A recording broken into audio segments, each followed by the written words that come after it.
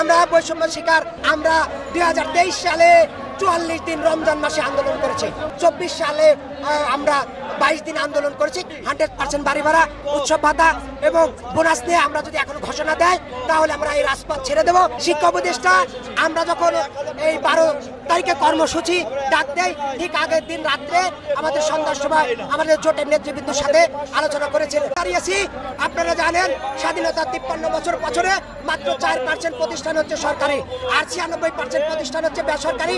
সরকারি প্রতিষ্ঠানগুলো সরকারি নিয়মে তারা মূল বেতনের পাশাপাশি বাড়ি ভাড়া, উৎসব ভাতা, বোনাস এগুলো পেয়ে থাকে। কিন্তু আমরা একমাত্র মনে করেন যে 1000 টাকা বাড়ি ভাড়া, 500 টাকা হচ্ছে চিকিৎসা ভাতা আর 25% উৎসব ভাতা পাই।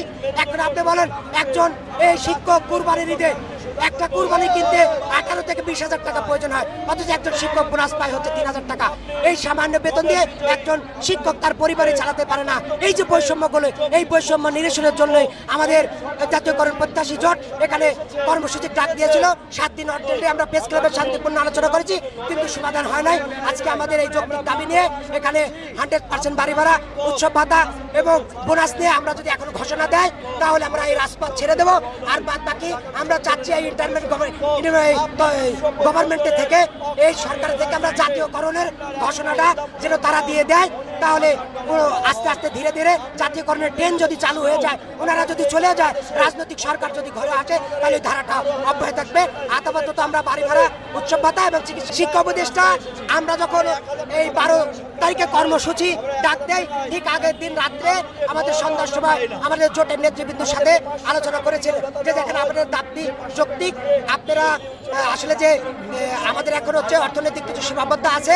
আগামী বাজেট থেকে আমরা আপনাদের জন্য উন্নয়ন খাতে টাকা কিছু সেভ করে আমরা আপনাদেরকে সামনে এই বাজেটে বরাদ্দ রাখার চেষ্টা করব, এটা আমাদেরকে মেসেজ দিয়েছিলেন।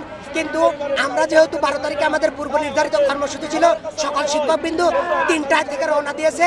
এই কারণে আমাদের আন্দোলন, যেহেতু শিক্ষকরা প্রেস ক্লাবে আসতে চাচ্ছে আর রওনা দিয়েছে, এই জায়গা থেকে আমাদের কর্মসূচি স্থগিত করা সঠিক হবে না। এই কারণে আমরা এখান থেকে ইলেকট্রনিক প্রিন্ট এবং সাংবাদিক বন্ধুদের মাধ্যমে আমরা জানাতে চাই, আপনার উপদেষ্টা মহোদয় যদি উনি অথবা ওনার সচিবের মাধ্যমে যদি আমাদেরকে ঘোষণাটা দিয়ে দেয় যে হ্যাঁ ঠিক আছে, আগামী ঈদের আগ পূর্বে আপনাদেরকে উৎসব ভাতা দেওয়া হবে বা বাড়ি ভাড়া দেওয়া হবে, উনি যদি এই মেসেজটা আমাদেরকে ক্লিয়ার করেন তাহলে আমরা রাজপথ ছেড়ে চলে যাব।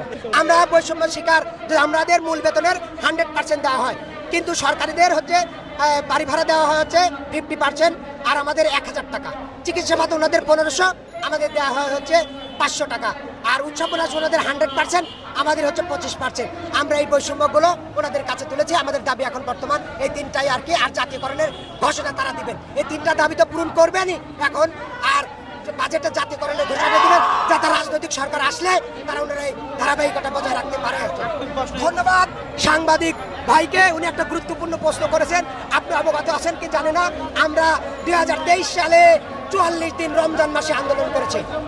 এরপরে অনেক শিক্ষক এই রমজানে ওখানে ঈদের নামাজ আদায় করেছে। এখন তারপরে ওখানে আমরা 24 সালে আমরা 22 দিন আন্দোলন করেছি, কিন্তু সবসময় আমরা আন্দোলন ছিলাম, আন্দোলন করেছি আমরা। এটা আপনি যে প্রশ্নটা করেছেন, আসলে আমরা আন্দোলন করেছি, হয়তো বিষয়টা আপনি অবগত আছেন কিনা জানেন না। মাঠে ছিলাম, সবসময় ছিলাম, এখনো আছি।